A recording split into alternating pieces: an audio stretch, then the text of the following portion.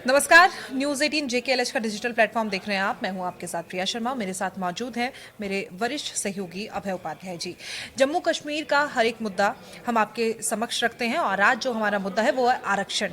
आज ही कैबिनेट बैठक हुई थी, मुख्यमंत्री उमर अब्दुल्ला ने की और तमाम बड़े नेता भी, सीनियर नेता भी उसमें मौजूद थे और आरक्षण को लेकर क्या कुछ चर्चा हुई उसी के बारे में आज आपको जानकारी देंगे। अभय सिंह, आज जो चर्चा हुई उमर अब्दुल्ला ने इसके ऊपर बाद में आकर एक बयान भी दिया इसको लेकर, और ये दरअसल इसका इंतज़ार बहुत दिनों से हो रहा था, क्योंकि जम्मू कश्मीर में आरक्षण का मुद्दा लगातार गरमाता जा रहा था और आगा रुल्ला ने तो एक मोर्चा ही खोल दिया था अभी जो प्रेजेंट सिनेरियो है रिजर्वेशन को लेकर।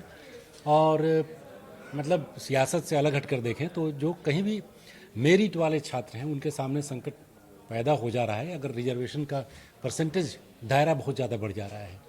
एक ज़माना था जब सुप्रीम कोर्ट ने 50% की एक सीमा तय की थी, उस सीमा को तो कई राज्यों ने पहले ही तोड़ दिया है और जम्मू कश्मीर में भी 60 से 70% अलग अलग इदारों में जो है जो नौकरियां हैं उसमें रिजर्वेशंस थी। तो जाहिर सी बात है कि इसको लेकर अनरेस्ट, जो टैलेंटेड पूल है वहाँ का, जो मेरिटोरियस लड़के हैं, उनके अंदर एक अनरेस्ट की भावना पैदा हो रही थी और इसके लिए ये ज़रूरी था कि इस पर आकर बात करें। हालांकि अभी सिर्फ बातें हुई हैं और उसमें एग्जैक्टली क्या फ्रेमवर्क उन लोगों ने तैयार किया है, किस तरीके से जो अनरिजर्व्ड सीट्स हैं उनको कैसे बढ़ाया जाएगा, ये पूरी बातें निकल कर सामने नहीं आ रही हैं, नहीं आई हैं अभी तक। लेकिन हाँ, ये ज़रूर है कि इसका इंतज़ार किया जा रहा था और उसको फिर आज कम से कम अपनी मीटिंग में ही एड्रेस किया उमर अब्दुल्ला ने। अब देखना है कि एग्जैक्टली वो कौन सा स्टेप उठाते हैं और किस तरीके से जो लोग इसकी मांग कर रहे थे इस पर रिस्पॉन्ड करते हैं। आज जो मीटिंग हुई जिसमें जो फैसला आया था मीटिंग में वो ये था कि हम जो है वो ओपन कोटा को थोड़ा बढ़ा देंगे और लेकिन किसी भी कैटेगरी में कुछ बदलाव नहीं करेंगे, जिसके बाद मुख्यमंत्री ने कहा कि हम ये फैसला ले लेंगे, बस इस पर इंतजार है कि उपराज्यपाल मनोज सिन्हा इस पर हस्ताक्षर कर दें। जब आप कोई चेंज नहीं कर रहे हैं उसके बाद आप कह रहे हैं कि आप उसे बढ़ा देंगे, जितना मेरे पास जानकारी है शायद 50 से 60% हिस्सा जो है वो आरक्षित है और 40% ही ओपन में। तो कैसे आप इसे देखते हैं, कैसे मुमकिन दरअसल ये क्लियर नहीं है, ये क्लैरिटी नहीं है। उमर अब्दुल्ला के बयान के बाद और कन्फ्यूज़न बढ़ गया है, क्योंकि ये तो सीधा मैथमेटिक्स है कि अगर 60% रिजर्व्ड है, 40% अनरिजर्व्ड है। अब वो जो अनरिजर्व्ड हैं, जिनको हम लोग मेरिट वाले छात्र बोल रहे हैं, अगर उनके लिए अगर आप परसेंटेज बढ़ाएंगे कैसे, किसी न किसी को तो कट करना ही पड़ेगा। 100% के भीतर से ही आपको कुछ करना है। एक सॉल्यूशन हो सकता है कि शायद फिलहाल परसेंटेज की बात वो न करें और जो स्टेट गवर्नमेंट के अंतर्गत कई सारी वैकेंसीज हैं, थाउजेंड्स ऑफ वैकेंसीज हैं, अराउंड 33,000, तो उस 33,000 में हो सकता है कि ज़्यादा वैकेंसीज को फुल करने के लिए ये स्टेप उठाएं, ज़्यादा नौकरी देने की कोशिश करें। अदरवाइज़ जो उन्होंने कहा है वो तो पॉसिबल नहीं है। हो सकता है कि उन्होंने, चूँकि अब ये दूसरे जो रिजर्व कैटेगरी है उसकी अगर सीटें कटती हैं तो विपक्ष में बीजेपी बैठी हुई है जिसने पहले ही कह दिया है, तो हो सकता है कि वो इस डर से अभी कुछ नहीं बोल रहे हों। विपक्ष का आपने मुद्दा उठाया, उस पर मेरा कहना है कि बीजेपी ने अपना रुख साफ किया है। नेता विपक्ष सुनील शर्मा कह रहे हैं कि अगर ऐसा कुछ चेंज किया गया और जो कमजोर वर्ग है उनकी सीटों के साथ छेड़छाड़ की गई तो हम सड़कों पर आकर आंदोलन करेंगे। तो ऐसे में जो एनसी के कार्यकर्ता हैं, नेता हैं, माफ कीजिएगा, वो बीजेपी पर, विपक्ष पर ही आरोप लगा रहे हैं कि आप चाहते क्या है। पहले तो आप कहते हैं कि एनसी कुछ कर नहीं रही, जैसे हम कुछ करते हैं तो फिर उसके बाद आप कह देते हैं कि हम सड़कों पर उतर आएंगे। तो आप खुद ही हितैषी नहीं है उस वर्ग के। ये मतलब आरोप और प्रत्यारोप तो चलते रहेंगे। बीजेपी एनसी पर आरोप लगाएगी, एनसी बीजेपी पर आरोप लगाएगी, क्योंकि यही दोनों बड़ी पार्टियां वहां पर हैं फिलहाल। लेकिन बीजेपी का जो कहना है कि अगर किसी भी रिजर्व कैटेगरी में जो लोग हैं उनके नंबर्स पर अगर इफेक्ट पड़ता है तो हम सड़कों पर उतर आएंगे, क्योंकि अब बीजेपी के सामने तो यही कि जो रिजर्व जो कैटेगरी है उसकी सिंपैथी ये चाहते हैं कि मेरे पास आ जाए अगर उमर अब्दुल्ला की तरफ से ऐसा कोई स्टेप लिया जाता है। तो अभी पिक्चर क्लियर नहीं है, लेकिन उनको जब भी होगा कि एक को बढ़ाएंगे तो दूसरे को कट करना पड़ेगा। तो इसी अंदेशे में अब बीजेपी एग्रेसिव हो रही है और ये कह रही है, क्योंकि अगर अभी से कहती जाती है और आगे चल के आंदोलन करने की ऐसी कोई सिचुएशन बनती भी है तो बीजेपी इस उम्मीद में कर रही है कि जो लोग हैं जो रिजर्व कैटेगरी में हैं उनका सपोर्ट इनके पास आएगा। ठीक है। और ये भी बहुत अहम हो जाता है क्योंकि ये मुद्दा उठा था उपचुनाव से, आगा रहुल्ला की वजह से सबसे ज्यादा। हालांकि मुद्दा तो बहुत पुराना है और लगातार मांग भी लंबित है, लेकिन आपको क्या लगता है कि कोई प्रेशराइज हुए मुख्यमंत्री, जो भी आगा रहुल्ला के कार्यकर्ता सड़कों पर उतरे थे या जो भी स्थिति बनी थी हम सब जानते हैं, या फिर वो सच में ये दिखाना चाहते हैं, जो आरोप लग रहे हैं कि रिपोर्ट जो मैनिफेस्टो उनकी तरफ से दिया गया था वो वायदे पूरे नहीं किए गए हैं, और उसी को देखते हुए क्योंकि उन्होंने जो बयान दिया है वो भी हम हमारे दर्शकों को सुना देंगे कि हमने किसी की सेटिस्फेक्शन के लिए ऐसा नहीं किया है, हमें लगता था ये बहुत सेंसिटिव मुद्दा है और इसको जिस तरीके से समय लेना चाहिए था हमने लिया। तो आपको क्या लगता है? इसमें तीन बातें हैं एक दूसरे से रिलेटेड। पहली बात ये कि क्या वो किसी तरीके के दबाव में थे।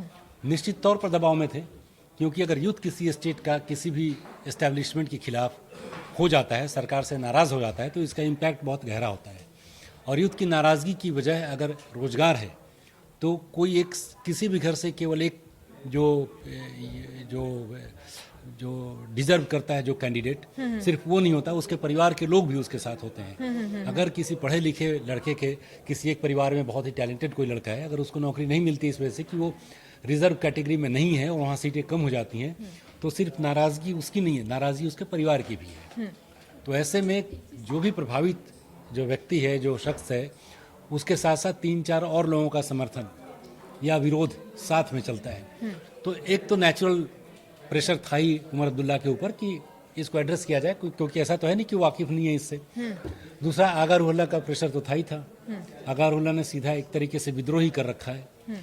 आपने देखा ही कि जब उपचुनाव हुए बडगाम में वो नहीं गए, हमने इसी प्लेटफॉर्म पर बात की थी, उस उपचुनाव में नहीं गए। उमर अब्दुल्ला ने जो स्टेटमेंट दिया उससे क्लियर हो गया कि दोनों के बीच में बात बन नहीं रही है। इसके ठीक पहले जो एक मीटिंग की थी इन्होंने अपनी नेताओं की, उसमें भी वो नहीं आए थे, और उसमें साफ तौर पर डिप्टी सीएम ने ही कह दिया था और उनके प्रवक्ता ने भी कहा था कि वो पार्टी के लाइन में नहीं आ रहे थे। एक तरीके का इनडायरेक्ट ही सही, लेकिन ये क्लियर हो गया था कि वो जो पार्टी की जो बातें हैं, जो अंदर चल रहा है उसमें, और वो फॉलो नहीं कर रहे थे पार्टी के रूल्स रेगुलेशंस को, उसके अगेंस्ट जा रहे हैं। तो ये दबाव तो था ही, क्योंकि उनकी लोकप्रियता भी बढ़ रही है और उन्होंने मुद्दा भी बहुत अच्छा उठाया था। और यही वजह है कि उमर अब्दुल्ला को आके कहना पड़ा कि किसी पर्टिकुलर एक व्यक्ति को सेटिस्फाई करने के लिए हम ये नहीं कर रहे हैं। तो ये स्टेटमेंट ही बताता है कि ये दबाव में थे। जब हमने हमारे शो में जब एनसी के एक प्रवक्ता से सवाल पूछा तो उन्होंने कहा कि ऐसा कुछ तो नहीं है। हालांकि मैंने पूछा भी, फिर मुख्यमंत्री को सामने आके कहना क्यों पड़ा कि हम किसी के लिए नहीं करे। भाई ठीक है, अपना काम था, करते, जो भी फैसला सुनाना था वो उसके बाद चले जाते। लेकिन इसमें एक आखिरी सवाल बड़ा अहम है। एडवोकेट जनरल, जिसके बारे में हमने कल भी बातचीत की थी, उनका वो नहीं है। 2008 में डीसी रैना लास्ट उस जगह पर थे, लेकिन अब वो नहीं है। तो ये कितना अहम है, इसका होना कितना ज़रूरी है, कि एडवोकेट जनरल की नियुक्ति होनी कितनी ज़रूरी है आरक्षण के लिए? अब उसमें जाहिर सी बात है कि स्टेट की तरफ से कोई भी अगर इसमें इस पूरे मामले में कोई जुडिशियल मैटर आता है तो उसको देखने और समझने के लिए कोई शीर्ष अधिकारी नहीं है, टॉप ब्यूरोक्रेट नहीं है उसमें, तो उनके बिना इसके ऊपर बातचीत हो नहीं पाएगी। और ये भी है कि अभी तक तो पूरा सिनेरियो ही क्लियर नहीं कि एग्जैक्टली ये स्ट्रेटजी क्या होने वाली है। तो एक के बाद एक कंफ्यूजिंग स्टेट में है चीज़ें। सिर्फ बात हुई है थोड़ी सी, एडवोकेट जनरल नहीं है। पिछले पॉडकास्ट में उन्होंने बात की थी कि इस तरीके से उनका होना ज़रूरी है। बिल्कुल। अगर वो जब तक नहीं आते हैं तो ऑफिशियली ये बिल क्लियर ही नहीं हो पाएगा। मतलब ये मूव ही जो है वो ये होकर रह जाएगा कि एक पेपर वर्क है, या आप ज़मानी जमा खर्च इसको बोल लीजिए, या एक आई वॉश है कि हमने बात कर ली है इसके ऊपर और हम काम कर रहे हैं। और जो तीसरी बात वही रह गई थी कि बहुत सारी चीज़ें नहीं डिलीवर हो पाई हैं उमर अब्दुल्ला गवर्नमेंट से। वो ठीक है कि उसके लिए अलग अलग कंडीशंस हैं, जैसे अगर प्रॉमिस पूरा करने की बात है तो बिजली वाले मुद्दे पर ही बहुत कुछ चल रहा है, स्मार्ट मीटर लगाने पर, जिसमें बार बार उमर अब्दुल्ला को कहना पड़ रहा है कि आप स्मार्ट मीटर नहीं लगवाएंगे जब मेजरमेंट ही नहीं होगा तो हम 200 यूनिट फ्री बिजली के वादे को कैसे पूरा कर पाएंगे। बिल्कुल। तो उनके कई ऐसे वादों को लेकर बात हो रही है। तो अब कई चीज़ें एक साथ होने लगती हैं, भले ही प्रोसेस में हो लेकिन पब्लिक डोमेन में नहीं आए क्लियर, तो एक अनरेस्ट लोगों में एक नाराज़गी पैदा होने लगती है।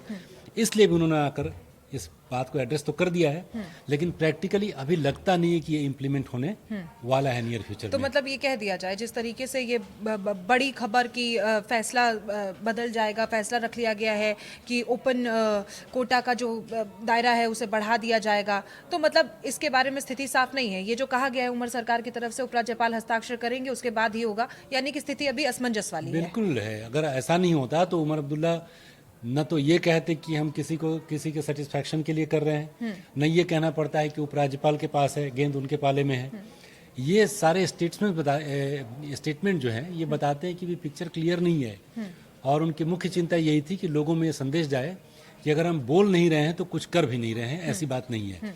हम चुपचाप हैं, लेकिन हम सिचुएशन को देख समझ रहे हैं, और जब भी मौका आएगा तो हम अपने वादों को पूरा कर देंगे। चलिए, तो मुख्यमंत्री ने भी जो बयान दिया था उन्होंने कहा था कि हमने जो वायदे किए थे उसको हम निभा रहे हैं, लेकिन सत्ता का कौन सा खेल चल रहा है और किस तरीके से चीज़ों को दिखाया जाता है और कैसे उन पे इम्प्लीमेंट होता है वो देखना आप लोगों का काम है। आपको हमारा ये पॉडकास्ट कैसा लगा हमें कमेंट करके ज़रूर बताएं और हमारे चैनल को सब्सक्राइब करें। फिलहाल आज के लिए इतना ही, कल फिर से आपसे मुलाकात होगी। धन्यवाद।